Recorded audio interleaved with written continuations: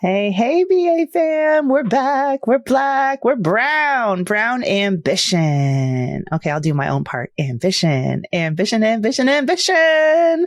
What's up, y'all? It's your girl, Mandi Money, and I am here solo today, but not for long. I have a very, very spectacular guest.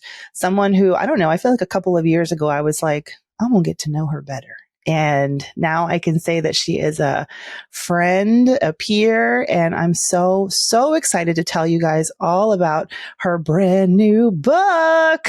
Why did I do the Oprah voice for that? I don't know. It just happened. But before I get into that, because I've known Jamila for couple of years now, but y'all may be hearing from her for the first time. So let me give you a little bit of her stats, a little bit of her background. Her name is Jamila Souffrant, and she is the author of Your Journey to Financial Freedom, a step-by-step guide to achieving wealth and happiness. Emphasis on the happiness. It is debuting, what's today? Tomorrow, Tuesday. So if you're listening to this on Wednesday, go and get the book. It's in stores right now. She's also the host of the Journey to Launch podcast. She's a go-to thought leader in the personal finance field, and her work has been featured everywhere, like BuzzFeed, Essence, Refinery29, Business Insider, CNBC, CBS, and this morning, Good Morning America. We can add to that list. Her podcast, Journey to Launch, has over 4 million total downloads and was named by the New York Times, no big deal, as a podcast to help you get better with your money. So today, I'm having Jamila on the show to talk about her book, of course. And because we get into the nitty gritty on here, we'll talk about the book journey and the business journey that she has been on and how her and her husband saved nearly 170 grand in just 2 years while also having 3 children in Brooklyn, New York. Like the math is not mathing here. I have questions. Okay. So Jamila, without further ado, welcome to the BA Stew. It's good to have you back. Oh, Mandi. It's great to be here. Thank you for having me. I'm so excited for you. As you can tell, because I forgot you were going to be on the show. So I texted you today as if I wasn't about to talk to you in a couple of hours. How does it feel? Your book baby is born out in the world. Oh my gosh. Yeah. It's still surreal. I feel like it's not, but I am one of those people where it has to be happening for me to feel like it's happening. And now it's like, it is happening. So Jamila, it's happening. So It feels great. I mean, it's kind of nerve wracking because now the whole world gets to open up a very important thing that I've done and read it and have opinions about it. And hopefully it will be helpful to them. But this is the first time like the general public gets to see this versus like not me or my editor or book coach, who I feel like they're nice and they're helping me. But this is going to introduce me hopefully to a whole new audience and, interested to hear the feedback of what people will start saying when they read the book. Tell me why a book? In a time when I feel like, I know why I'm writing a book right now, but I want to know from you, what was it that you felt like, okay, it's time. This is the book I need to write. I like to look at things strategically and serendipitously, meaning, yes, some things you do because it makes sense, it's logical, and then some things you just cannot deny when they need to happen. And I've been approached to write a book years ago at the start of my journey, but those were not in the way in which I'd want a deal. So I didn't have an established platform at the time, so I knew I wouldn't get the best book deal. One publishing company approached me. They just wanted a name behind. They already had the concept. They just wanted me to be the author of it.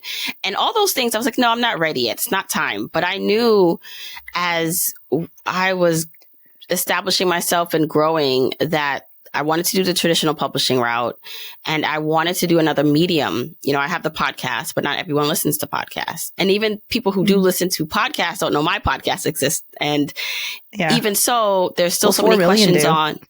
Right. Well, that's the thing. So, but I still even have podcast listeners who are like, I love this content, but, I have to go to this episode and this episode. And I thought to myself, having another vertical and media platform, adding this extension to my brand to help solidify all the information that I've spoke about in over hundreds and hundreds of episodes, to put it in a book, in a guidebook that someone can flip through and I can say, here are like all the answers to all your questions that you have about financial independence. Just felt like the next thing to do. It's like I could no longer deny that it was the right time, and that because I was going the traditional route and it would take a couple of years for it to be done, that when I signed my deal, I was still solidifying, growing, and getting my concepts together. And so I knew by the time it came out that I'd be in a place to fully enjoy and bring this book to light in the way that it needed to be brought. I feel exactly the same about, like what you were saying about it is a 2-year process. So you sort of know, okay, I can get the book deal and then I can keep growing. I can keep doing all that. But then it's like, oh crap, now I got to write a book while I'm doing all of that. So how did you manage the time? Plus you got 3 kids and they're not little. They got lives, they got activities, they want their mama. So tell me a little bit about the process and how you made it happen. So it was hard. It's like being a parent. People tell you how hard it is to be a parent. And I did a lot of research in terms of writing the book and what it looked like. I listened to people, podcasts that just talked about writing. And as much as someone tells you, just like being a parent, the things you can expect, you don't know until you are in the thick of it. And so I felt that I did need support. So one of the things that I did is that I'm not afraid to invest in myself or to invest to see the results I want. And I knew getting a book coach was going to be important, and I was going to pay for that out of my own pocket. Someone who could help motivate me, help in additional edits that I would need to help guide me through the process. So that was a big help. I don't know if I would have survived without having my book coach that I hired. And then on top of that, the time frame for my book actually I felt was shortened because I thought it was going to come out in 2024. So when I first signed my deal, it took quite a time for me to actually sign it, but I started writing anyway. And I thought it was going to come out in 2024, which gave me more time. And then when we finally did sign the contract, they were like, yeah, we're thinking about December 2023. I'm like, what? I thought I had a couple more months. And so that put a bit of pressure on me to get things done, especially now with the kids. Like you said, my kids are 9, 7, and 5. Very energetic, very rambunctious. And a lot of my writing had to take place in the summertime, which for me, I always like to say, I actually don't like working in the summer around my birthday or holidays. So basically there's like 2 months out of the year that I like to work, if that. And so the summer was so hard because I would want to go to the beach. I didn't want to sit still to write. But I knew that I had these deadlines, and I do work pretty well with deadlines. If you tell me something is due in an hour, I'm going to find a way to get it done. And so that really helped. And having the book coach and really always coming back to the purpose of writing the book. So yes, I do want more people to discover the podcast and learn. But I thought to myself, my goal right now is to write something that will last, beyond me and have an impact bigger than I could imagine. And am I staying true to that in the writing process, even if I'm scared? And I felt like I did. And so I would let that guide me when I felt nervous about writing or sitting down or felt that unease that comes along with writing a book. Yeah, the unease, the in-between. I can be in between. So it took me a couple of stabs to get my first chapter done. So far, I haven't hired a book coach because I'm not opposed to it. And I think I might need like a first reader. When you say book coach, do you mean, so you had a proposal coach? You're the one who taught me that there were things like a proposal coach, So, but you had a coach also helping you through the writing process, which I know a lot of people do. Yeah. Yeah. So there's so many ways you can work with, people to help you. And so, yes, I had someone help me with my proposal, which was amazing. And then when it came to doing the book now that I actually know more, knowing what I know now, I would have actually hired her in a different way. So she was a book coach / developmental editor. So she helped me when we came back with how do we set the book up? Like, how do we get all these thoughts and ideas and frameworks and tackle this very audacious goal of trying to lay out people's path to financial independence and put it in a book that makes sense. So she helped me figure out like, all right, what if we broke the book down in these sections or this part, or what chapters should we use? And then she did some line editing and helped out a lot in that sense. But I knew that I wanted to write it myself. So I didn't want to have a ghostwriter or someone to write it for me, but I knew I'd need additional help for, grammatical and line editing. But I actually would have hired her to do more line editing and grammatical things, because while my publisher did that, I felt like she was so good at capturing like every single thing. And now that I know what I need, going forward, if I write another book, Yeah. I can confidently hire her in this way to say, okay, this is what I actually need. This is how we're going to work together. I'm gonna need her details. Yeah. How'd you find her? It's so hard to She's know amazing. where these people exist. Well, I found her through my agents, who we have the same agents, right? Oh, okay. Well, I did ask them, so maybe they'll give me the same. Maybe, and I don't remember the name that they gave me, because sometimes, as a mom, I just be firing texts off, and I'm like, they're gonna send me an answer. I'll look at it when I need it next time. And I did want a woman. I wanted, preferably one woman of color, preferably a Black woman. And I thought that, when they had her as a contact, I was like, yeah, let's go. And then she was she went above and beyond, because again, I hired her in a certain capacity, but I needed her for more. And she just went above and beyond, and she still does. Like, she helped me figure out some of the details for the book cover because she worked in the publishing side. So it's stunning. Can we just for a minute just sit with that juice? I keep juicy Jamila cover. Yes, I guess I just want to take a bite. Yeah, it's so weird. It's gorgeous. The orange, and this is why I am wearing the one orange shirt that was in my closet. I was going to go for the yellow hoodie, but husband said like a taxi cab, and I just can't unhear it, so I can't put it on. But here you go. Well, with her, and thank you for that. I just think in general, I think this can go just beyond the book writing process, because I did this with the podcast also, is that when I got interested in something, I talk about this in the book, when you get interested in something and you see someone doing something. So I saw one of our peers get a book deal, and she shared that, she had this person help her with a proposal. She shared who her agents were. Like, she shared, and I asked her directly, like, what did you do? And I'm one of those people, I click on hyperlinks. I talk about it in the book, that something is of interest to you, click on the hyperlink like you would on a page that you're reading online, and it takes you deeper and deeper. And sometimes hyperlinks take you to pots of gold and changes your life, and sometimes they're nothing.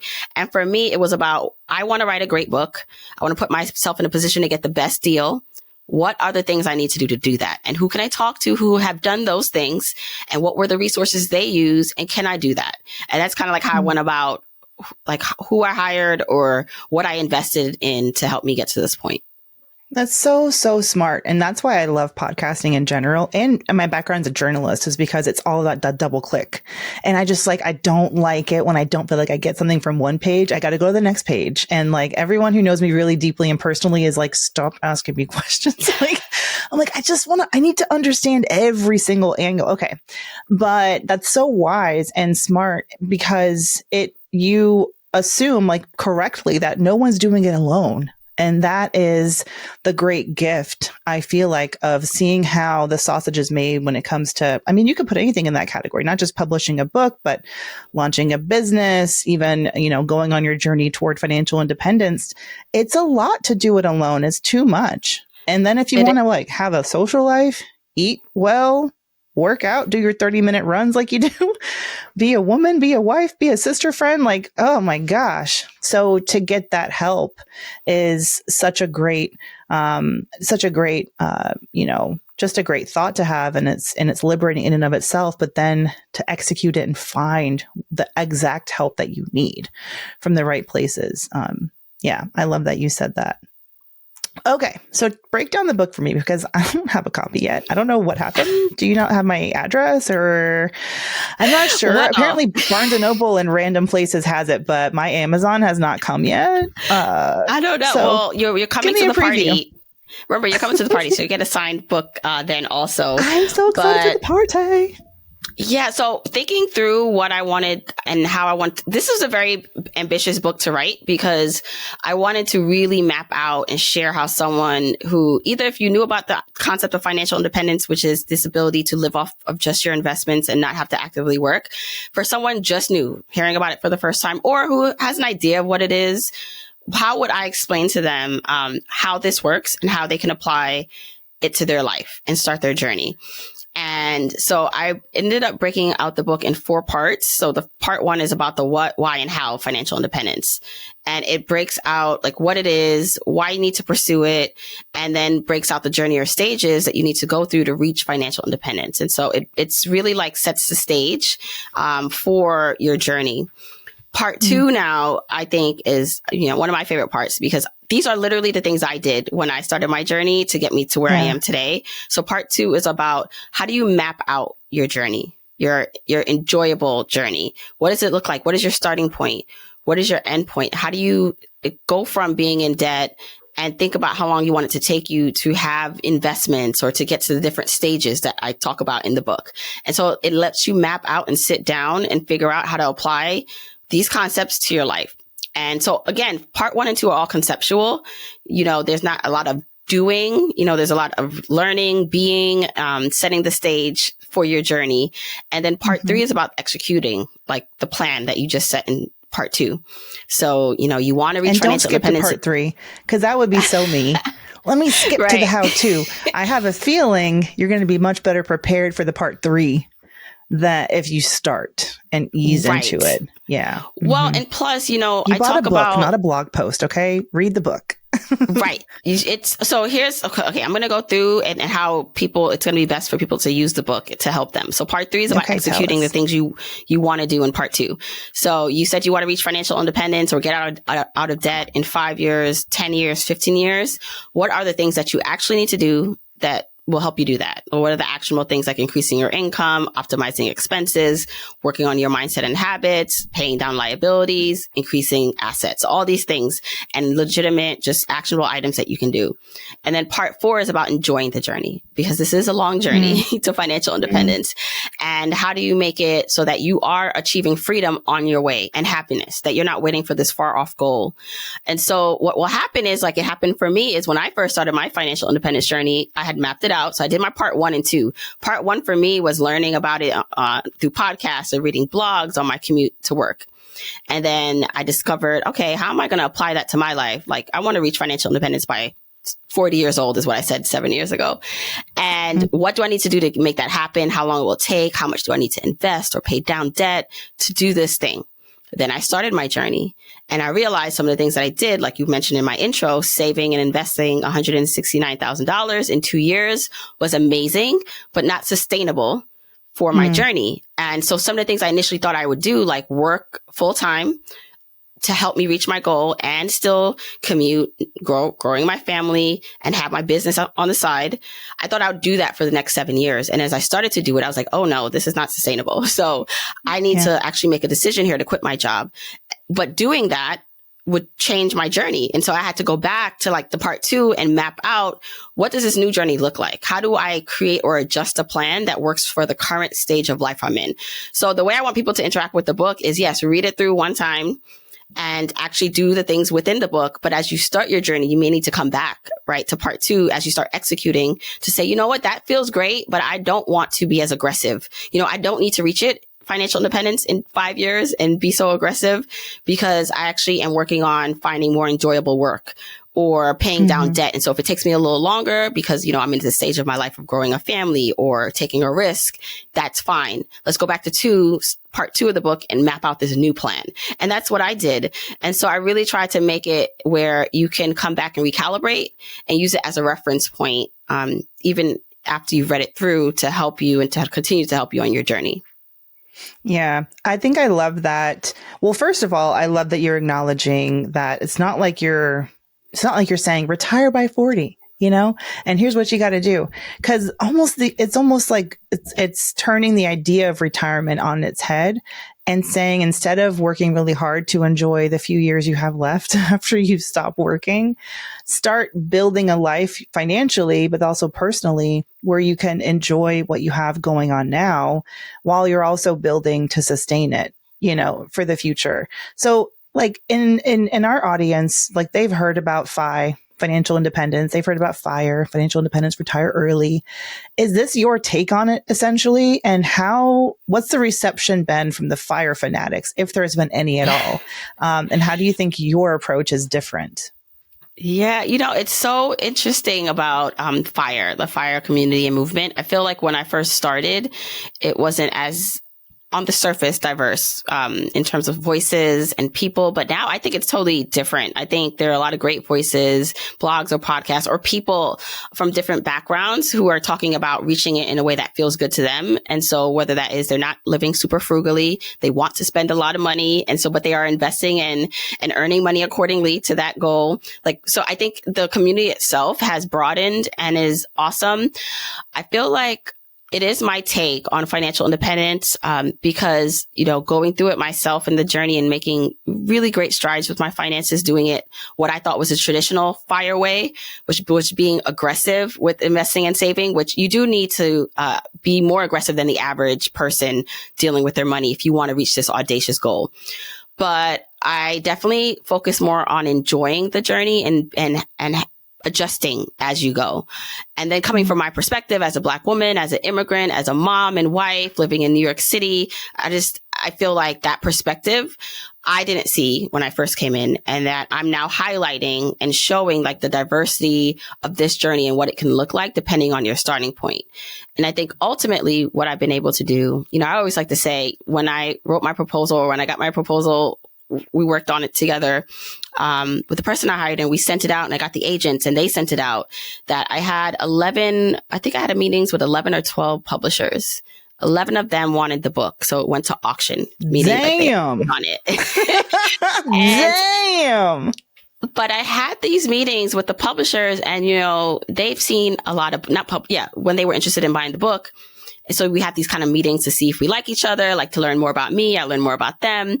And, you know, they see a lot of proposals. They see a lot of books. And, you know, Mandi, we are in the money space. There's but so ways you can talk about how to budget and investing. Mm-hmm. It's literally, you can Google like all these things and find it.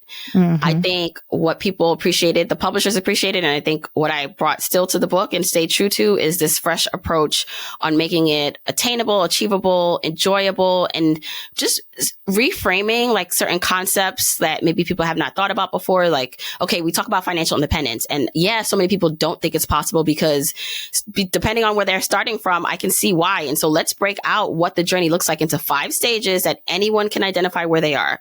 Or there's a cool concept that I created called the guac levels, guac lifestyle levels. So depending on what you like and how fancy you want to be is going to determine the type of money you're going to need to invest or save to get to financial independence. And none of those choices are wrong. Your journey or stage is never going to be wrong. What you choose to live for your lifestyle is not wrong. It's your choice. But breaking it out into these ways that people, you know, I would hope find refreshing is my take on what it takes to bring more people within to the space and to believe that they can achieve financial independence. Wow. 11 publishers. Sorry, I'm still stuck on that. That's not a thing that happens. It didn't happen with my book. You know, few, but not 11. No, that's fantastic. And I mean, the bidding war, you know, I'm a negotiation gal. So the negotiations must have been real fun for Steve and Jan, our agents. I feel like when I look at the books, I was just thinking about this because the books that have come out are coming out now. It's like I'm getting to see the fruits of trees that were planted, you know, 2, 3, 4 years ago, starting, of course, with Tiffany's, but then the wave that's come since. You know, I think about the cover for your book, and I think about the cover for Vivian too, your rich BFF. She's going to be on the show later this month or in January sometime. I think about the cover for Janice Torres, Yo Quiero Dinero. Her book is like popping bright pink, and, you know, Tiffany's got that green. Then there was Financial Feminist with like the sort of like punk rock sort of look. And I'm like, the shelves at the bookstores could never, you know, like the shelves of 5 years ago could never. There's going to be a whole section, and it's going to be like, I will tell my children, these were the Barbies. This is the Barbie dolls that you can collect. Because it's just, not to trivialize it, but it's stunning how we kind of go from a time when there's so few, and now you're looking at the shelves, and it's still not enough, mind you. But it's like, okay, something has changed. There's a shift in that. There's an acceptance there. And I'm so excited that you're one of those voices. It's so, so needed. Okay. I want to ask you kind of a personal question after you receive that. Just like, yes, I'm receiving. I know it's hard to receive. It's really hard. Easy to give, hard to receive. as I was writing the first chapter of my book, I took 2 stabs at it. Excuse me. And I was really surprised what an emotional, like personal journey I went on. I do talk a lot about my personal life, as a coach and through the podcast, which is true. But when it comes to really unpacking my journey from like the mindset phase, the impact my childhood and young adolescence really had on my approach, it kind of like, it just knocked me down. I wasn't expecting the emotional side of it, and even to share some anecdotes that I ended up putting in the first chapter. So I wanted to ask you, because I know you talk about your Jamaican heritage and your relationship with your mom and the sacrifices that she had to make. Was there anything that you were almost hesitant or surprised, ended up in your story in the book? Yeah, I think I always knew I wanted to lead with my mom, and make sure I gave her homage, because everything that I am and that you see is because of like who she was and what she sacrificed. So, she had me at pretty young at 20 years old and immigrated here from Jamaica to the States, had to leave me behind to help establish herself. And so sharing that in the book, and I remember there was a point where I went to Atlanta, to write like for a week, because I was like, I have deadlines I need to meet. And my mom was there. So my mom, and I hung out in Atlanta, and she was telling me more of her story, like where she, like how she was raised. And I knew some of this, but we really I wanted to learn more, because I knew I was going to be bringing some of that into the book. And there were just some parts where I'm just like, how blessed am I to have a mom like that, who, even though she was not given the opportunities to express herself, or she didn't get the kind of love and support that she needed as a child, that she like turned around and like gave that to me. Some people repeat the cycle and some people break it, and my mom smashed it. Like she's like, we're not doing that. And she did and to do that at such a young age. So all that, I wanted to make sure it came through in the book, because I also knew that, I feel like I'm privileged. And it's not a bad thing. I don't, when people like get all offended when you say that, have privilege or you had help, I just feel like it's supposed to be that way. Like our kids will have help, like they will be the product and have a bit more privilege than we did. Nepo and babies. Isn't that the point? As long as they're not, entitled, a-holes, right? We don't want that. But isn't that the point? And so I know that some people, if they see my story and see what I'm doing now, they probably look at it and they're like, oh, whatever, like easy for you to say because you had all these things, which you worked hard for. But again, there's some privilege in that, being able to be here or be raised here versus some of my siblings who stayed in Jamaica.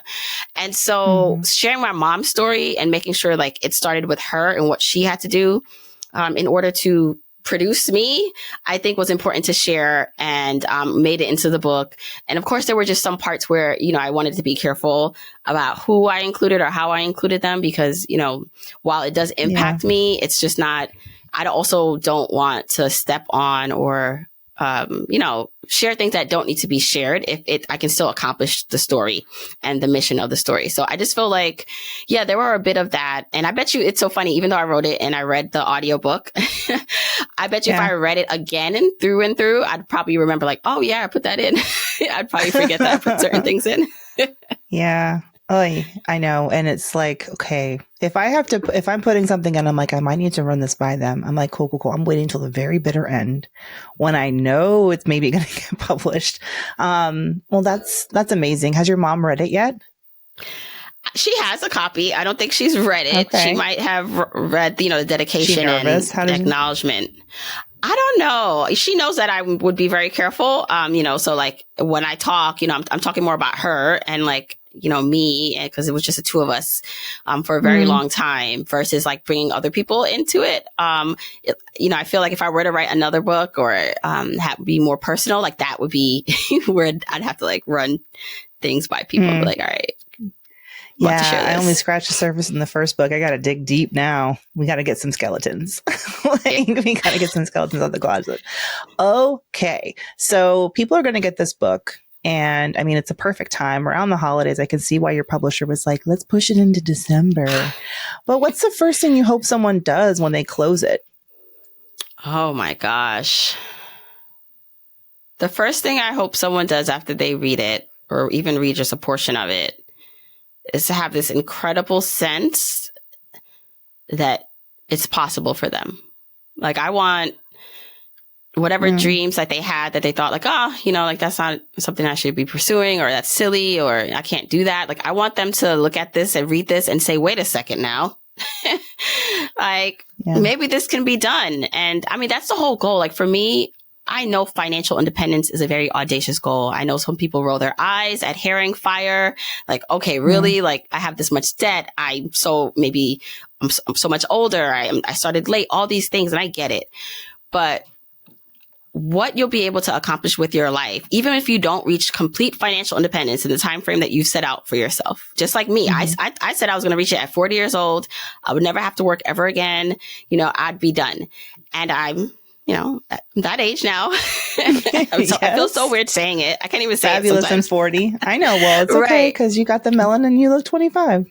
Congrats. Right. That part. So, but what's amazing is what I've been able to do with my life, like accomplishing, having freedom, the opportunities, doing these things in my life where I literally am living that life, financially independent life. Now, of course, I'm not like spending in ways that I probably would spend, or I still do have to show up and work here and there, but I have much more freedom than I thought I could ever have starting this journey 7 years ago. And I'm not completely financially independent. So I just feel like I want someone, when they read this book, and yes, I'm like dangling this audacious goal in front of you, and I want you to attempt to do it, because I know in the attempt that you will blow your mind about how your life can change. And that's what I want people to understand about what can happen for them if they start this journey. It's not about the number. It's not about, you know, getting X amount in your investment account. It's about who you become on the journey and path. And I want to shout from the mountaintops, because it's happened in my life, and it happened in so many other people's lives that either I interviewed or I say in the book, I profile in the book. And I'm just like, listen, you don't understand the type of life is waiting for you. Like, it's possible. You just got to attempt to do it. Yeah, I agree. I mean, when I launched my business, it was exciting and invigorating and all of that. And some days I get really beat down by some of the burdens of being a business owner. You know, for example, my husband has a traditional 9-to-5, but he has like a boss. So when his boss is like, show up, he just shows up. And I'm like, you just do what they say. You just have to go, which means I am like a business owner, but also sort of like a stay-at-home mom at the same time. And I'm just like, this is too hard. How can I be both and all that? Well, first I look to people like you and I'm like, hire help. I think about how you got someone to cook meals for you. Is she still cooking? Or you got someone to cook for you still? We don't do that right now, but we might need to start again, because we be struggling. The way that I sent Panera to my son's school today, he's 4. I DoorDashed him his lunch because I was nap trapped at home with the baby, and the lunch just didn't make it into his backpack this morning. And I was like, I can't, I'm going to just have to spend this $20 right here to get him some mac and cheese. And it was done. You know what I mean? Old me would have been like, I can do this. Put the baby in the car. Oh, he's crying. Give him a bottle. He'll be fine. He can nap later. You know, stress, make the sandwich, and, you know, unnecessary. Where was I going with this? I just feel like it's mom brain. Yeah, I just think that there's so many, but on the positive side, when I thought about my work day today, I was like, I know I have the podcast with you in the middle of the day. I get to stay home a few hours. I get to take a nap later if I need to. You know, I get to have this conversation with you, and no one is sort of jerking me in any direction. You're on the show because I wanted you to be here. No one's forcing that. And you know, and I'm not financially free in the sense that I never have to, you know, ever work again. And, you know, I'm on my own journey, but the journey feels good. And I keep looking at your book title. I'm like, it's the journey to financial freedom. I almost feel like they should have made that word the biggest one. But it's the journey. And it's like, how is your journey going to go? And are you going to look back on it and think, oh, hell yeah, we had some good times. And look, we're here now. Or are you going to look back and be like, oh, I remember nothing. It was such a slog. It was bitter. It was a fight, you know, and I love that you're sort of making it something that can be positive, something that can be as bright and glowing and gorgeous as the cover of your book. Yeah. It's meant to be enjoyable. So I think life, there's so many things happening in this world and so many reasons why we can just say, you know what, what's the point?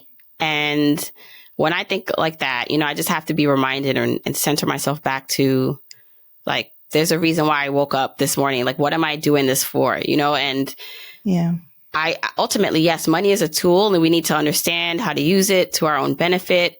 But it's, it really is just a tool. It's made up, like literally they print it when they want to. I know. Right. I know. And I think just understanding that and being your biggest asset. So I know we talk a lot in the finance world about like investing in assets and all these things externally. And I really think, so the big part of the book too is, yes, I'm asking you to do these external things and to do things, but it's really about being. It's about like your mindset and habits and who you are despite the numbers, despite being in debt, despite not understanding something and still figuring it out, despite being nervous to go ask for that raise or to put your hand up, in a meeting or to stand up for yourself, despite even if you don't do it right away, maybe it takes you 5 meetings to raise that hand. It's just, who are you in that process? And recognizing like the smallest, even just raising your hand a little bit, like that's a win because you didn't do that before. And so like for me, it is about the journey and like reveling in that and like enjoying it and making it uniquely your own. So everyone's starting point is different. Everyone's going to have different privileges or assets that they can use to help them or, whatever. And so I just think understanding that and wanting to relay that to people and say like, listen, it's going to take some work, but it doesn't have to be miserable. And you'll have so much more happiness once you do focus on the internal journey as well as the outward one, that it's going to be well worth it once you start. Were there ever times on the journey where you questioned, like, is this working? Is this going to happen? Can you talk about any of those moments and what sort of kept you going? Well, of course, yes. And in all aspects of my life, whether it was my entrepreneurship journey, and they all intertwine, right? Like they're all kind of intertwined together, these roads that we're on and paths, like my motherhood journey, my financial journey, like all these things were, I remember when I quit my job and at the time Journey to Launch wasn't making anything there, of what my job was making, but I just had this desire that, this was what was next for me. You had that hell commute, 3 hours. Yeah. I think you said, right? Yeah. It was like 1.5 hours one way on a good day, And so I was just like, this is not going to happen. Like I can't. And so, but there were times when, I wasn't making money or we were pulling from our savings account to help pay for our expenses because I didn't have my income anymore, where I thought like, what did I just do? And that's when, after some of those feelings, I'd go back to the plan I created and I reassured myself that, okay, worst case scenario, what is going to happen? You'll be okay. I always like to tell people, look back. So when I get those feelings, whether it was like, why did I like, is this going to work? Even writing the book, I'm just like, even though things were going so well, I have to like remind myself, and I tell people to remind yourself, like of all like it took to get you here. Like there are a lot of things that went right. I know some things are going wrong, but there are a lot of things that went right to get you here. Listening to our voices, to put you in the position you are today, and that's kind of what I always go back to is like, look at like you're doubting yourself in writing this book, but look what got you here. Look how many people were interested in this book. Like, there's a reason for that, and so I try to center back into.